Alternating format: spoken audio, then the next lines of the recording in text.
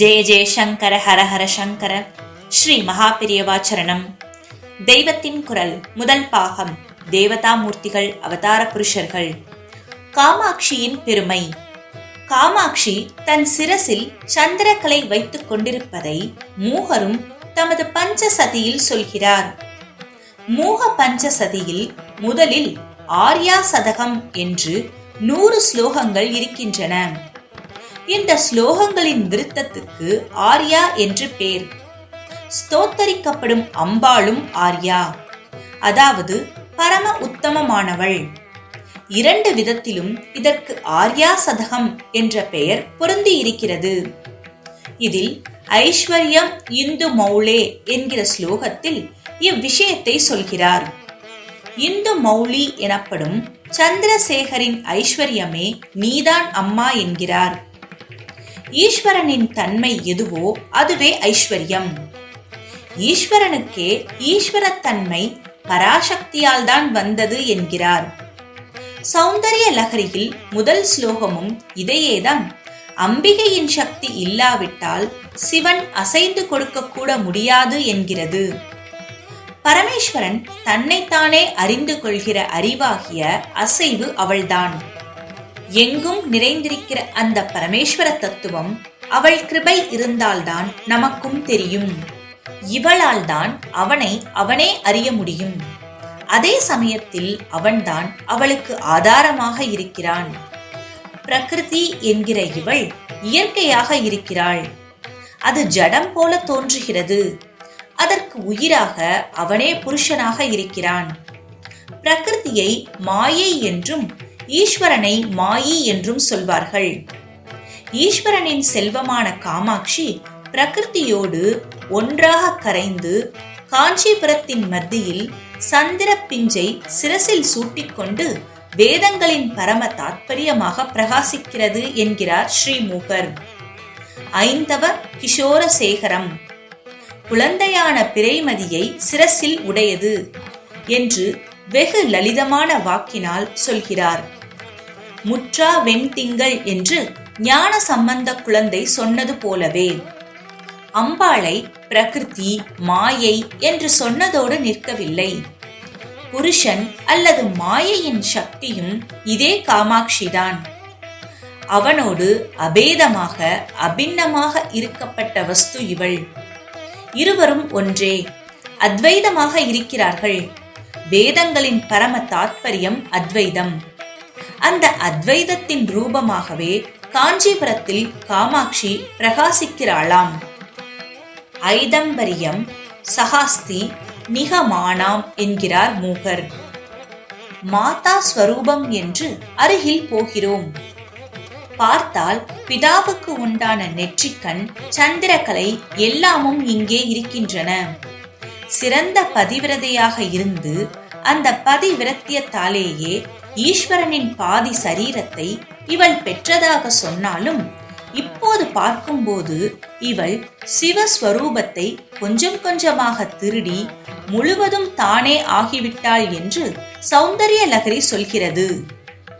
பக்தியின் சுவாதீனமும் கவித்த கல்பனா சுதந்திரமும் கொண்டு இப்படியெல்லாம் ஆச்சாரியால், மூகர் போன்றவர்கள் துதிக்கிறார்கள்.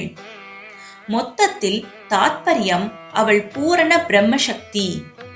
அவளுக்கும் பரமாத்மாவான பரமேஸ்வரனுக்கும் லவலேச்சம் கூட பேதமில்லை என்பதே. பரமேஸ்வரனின் சரீரத்தை இவள் திருடியதாக ஆச்சாரியார் சொல்கிறார் என்றால், அப்பைய தீட்சிதர் வம்சத்தில் வந்த மகனாகிய நீலகண்ட தீட்சிதரோ அம்பாளுடைய கீர்த்தியைத்தான் ஈஸ்வரன் தஸ்கரம் செய்து கொண்டு விட்டான், திருடிவிட்டான் என்று குற்றப்பத்திரிகை படிக்கிறார். பரமேஸ்வரன் காமனை கண்ணால் எரித்தவராம், காலனை காலால் உதைத்தவராம் என்று லோகம் முழுக்க பிரக்யாதி பெற்றுவிட்டார். ஆனால் அம்மா, காமனை எரித்த நெற்றிக்கண்ணில் பாதி உன்னுடையதல்லவா?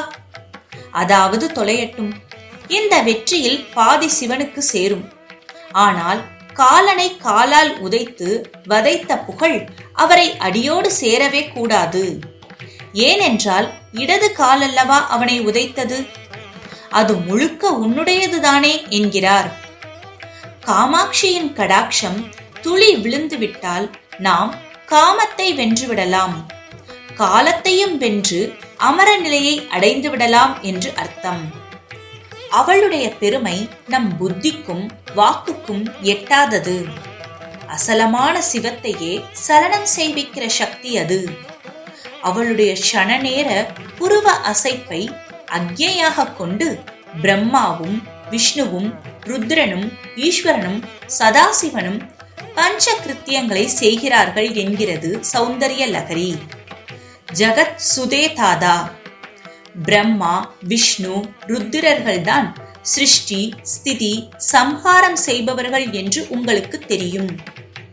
இந்த முத்தொழிலோடு மாயை என்கிற மறைப்பு, மாயையை போக்குகிற ஞானம் என்ற அனுகிரகம், இவற்றை சேர்த்துக்கொண்டு பஞ்ச கிருத்தியம் என்னும் போது மறைப்பான திரோதானத்தை செய்கிறவன் ஈஸ்வரன், அனுகிரகம் செய்பவன் சதாசிவன். இந்த தொழில்கள் எல்லாமே பராசக்தியின் ஏவலின்படி நடக்கிறவைதான். இந்த 5 மூர்த்திகளை 5 ஆபீசர்களாக வைத்து காரியம் நடத்தும் எஜமானி அம்பாள்தான். அவர்கள் தங்கள் இஷ்டப்படி தொழிலாற்ற முடியாது. அவர்களுடைய சக்தி எல்லாமும் பராசக்தியான இவளிடமிருந்து பெற்றதுதான். உன் பாதத்தில் அர்ச்சித்து விட்டால் போதும், அதுவே மும்மூர்த்திகளின் சிரசிலும் அர்ச்சனை செய்ததாகும். ஏனென்றால் திரிமூர்த்திகளின் சிரசங்களும் எப்போதும் உன் பாதத்திலேயே வணங்கி கிடக்கின்றன என்கிறது சௌந்தரிய லகரியில் இன்னொரு ஸ்லோகம். திரயாணாம் தேவானாம். மும்மூர்த்திகளும் அந்த சரணார விந்தங்களில் தங்கள் தலையை வைத்து தலை மீது கைகளை மொட்டுகள் மாதிரி குவித்து அஞ்சலி செய்கிறார்கள். நாம் புஷ்பம் போடுவது அம்பாளின் பாத மலர்களிலிருந்து மட்டுமல்லாமல் திரிமூர்த்திகளின் கரங்களான மொட்டுகளுக்கும் அர்ச்சனை ஆகிறது. சகல தேவ சக்திகளையும் பிறப்பித்த பராசக்தி ஒருத்திக்கு செய்கிற ஆராதனையே எல்லா தெய்வங்களுக்கும் செய்ததாகிறது என்கிறது உட்பொருள். அம்பாளின் மகிமையை சௌந்தரிய லகரியில் ஆச்சாரியால் சொல்கிறார். அம்மா 9 சுற்று பிரகாரங்களை உடைய வாசஸ்தானத்தில் உள்ளுக்குள்ளே அந்தப்புரத்தில் பரபிரம்மஸ்வரூபமான பரமேஸ்வரனுடன் நீ சேர்ந்திருக்கிறாய். அந்தப்புரத்துக்கு அருகில் வரவே எவருக்கும் யோக்கியதை இல்லை. வெளியிலே 9 சுற்றுகளையும் தாண்டி இருக்கிற வாசலில்தான் மகா பெரிய இந்திராதி தேவர்களும் காத்து கிடக்கிறார்கள். அந்த வெளி வாசலில் காவல் செய்கிற அனிமா முதலிய சித்திகளே இந்த இந்திராதி தேவர்களுக்கு அஷ்டமகா சித்திகளை கொடுத்து விடுகிறார்கள் என்கிறார். புராராதே அந்த புரமசி. இந்த 9 கட்டு அரண்மனைதான் ஸ்ரீசக்கரம் என்கிற அம்பாள் இயந்திரம். ரூபமே இல்லாத பராசக்தி திவ்ய மங்கள ஸ்வரூபத்துடன் அவயங்களோடு காமேஸ்வரியாக வந்த மாதிரி இந்த எந்திர ரூபத்திலும் இருக்கிறாள். பார்த்தால் ஏதோ கோடுகளும் கோணங்களுமாக தெரியும். ஆனால் இது அம்பாள் உருவமே. சில சப்தங்களுக்கு தெய்வீக சக்தி இருப்பதால் அவற்றை மந்திரம் என்கிறோம். இப்படியே சிலவிதமான கோடுகள் கோணங்களை கொண்ட சித்திரங்களுக்கு டயகிராமுக்கு தெய்வீகமான சக்தி உண்டு. இவற்றை யந்திரம் என்கிறோம். அம்பாளின் பல ரூபங்களில் ஒவ்வொன்றுக்கும் ஒரு மந்திரம் உண்டு. காமேஸ்வரி அல்லது காமாட்சி என்கிற லலிதையாக உள்ள போது அவளுடைய மந்திரம் ஸ்ரீவித்யா, யந்திரம் ஸ்ரீசக்கரம். ஸ்ரீசக்கரத்தில் ஆவரணங்கள் என்கிற 9 சுற்றுகள் இருக்கின்றன. அவற்றில் நடு மையத்தில் திரிகோணத்தில் மத்தியஸ்தானமாக உள்ள பிந்து என்கிற புள்ளி சாட்சாத் பராசக்தி. மற்ற ஆவரணங்கள் இதை சுற்றி சுற்றி உள்ள கோட்டைகள் மாதிரி. சிருஷ்டி முழுவதும் பிறந்த மூல முக்கோணமான அந்தப்புரத்தில் பரபிரம்மமாகிற காமேஸ்வரனோடு சேர்ந்து காமேஸ்வரியாக இருக்கிறாள் பராசக்தியான காமாட்சி. அவளே பூரண சக்தி. வெளியில் 9 ஆவரணங்களிலும் சுற்றி சுற்றி பல்வேறு தேவதைகள் இருக்கிறார்கள். இவர்களெல்லாம் பராசக்தியின் அம்சங்கள். இவர்களுக்கும் ஒவ்வொரு வித சக்தி உண்டு. எல்லாவற்றுக்கும் வெளியே உள்ள ஆவரணத்தில் அனிமா முதலிய 8 தேவதைகள் காவல் இருக்கிறார்கள். சித்தர்கள் என்று சிலரை சொல்கிறோம். அவர்கள் இயற்கைக்கு அதீதமான அற்புதங்களை செய்கிறார்கள். இப்படி அற்புதம் செய்கிற சித்திகளை அனிமா முதலிய 8 தேவதைகள் அனுகிரகம் செய்கிறார்கள். இவற்றை அனிமாதி சித்தி என்பார்கள். தன் சரீரத்தை அணு மாதிரி சின்னதாக்கிக் கொள்கிற சித்தி அனிமா. எத்தனை மகா பெரிய ரூபமும் எடுப்பது மகிமா சித்தி. பஞ்சை விட லேசாகி லகுவாக பறப்பதற்கு லஹிமா என்று பேர். பிராப்தி என்கிற சித்தி ஒருத்தருக்கு பிராப்தியானால் அவர் தான் நினைத்த எதையும் சென்றடைய முடியும். பிராகாமியம் என்பது எவருக்கும் வெல்ல முடியாத இச்சா சக்தியை தருகிற சித்தி. ஈசித்வம் என்பது ஈஸ்வரத்வம், அதாவது அடக்கி ஆளுகிற ஆற்றலை கொடுக்கும் சித்தி. வசித்வம் என்பது எவரையும் வசப்படுத்துகிற சக்தியை தரும் சித்தி. இந்த 7 சித்திகளுக்கும் மேலே உள்ளது தன் மனசையே வசப்படுத்தி அடக்குவது. மற்ற சித்திகளால் நல்லதும் செய்யலாம், கெட்டதும் செய்யலாம். ஆனால் நல்லது கெட்டது எல்லாவற்றுக்கும் மேலே போய் பரமசாந்தமாக இருப்பதே மற்ற எந்த சித்தியாலும் சாதிக்க முடியாத பேரானந்தத்தை தருவது. மனசு அடங்கினால்தான் இதை பெற முடியும். இதற்கு ஆசைகள் அடங்க வேண்டும். இப்படி ஆசைகளை அடக்குவது காமாவசாயனம் என்ற கடைசி சித்தியாக சொல்லப்படுகிறது. தாயுமானவர் கூட மற்ற இந்திர ஜால வித்தை எல்லாம் செய்துவிடலாம். ஆனால் சிந்தையை அடக்கி சும்மா இருக்கும் திறம் அரிது என்று இதைத்தான் மிகவும் பிரமிப்பான சித்தியாக சொல்கிறார். இப்படி தங்களுக்கென்று ஆசை இல்லாமல் வைராகியத்தை பெற்றுவிட்ட மகான்களும் கூட லோகா உபகாரமாக மற்ற சித்திகளை உபயோகப்படுத்தலாம். இப்படி பல சித்தர்கள் 14 சித்தர்கள் என்று கூட ஒரு கணக்கு சொல்வதுண்டு, இருந்திருக்கிறார்கள். அவர்கள் செய்த அநேக காரியங்கள் பைத்தியம் மாதிரி இருக்கும். ஆனால் வாஸ்தவத்தில் சர்வ ஜனங்களிடமும் பிரியத்தோடு லோக சேமத்துக்காகவே சித்து விளையாட்டு செய்து கொண்டிருந்தார்கள்.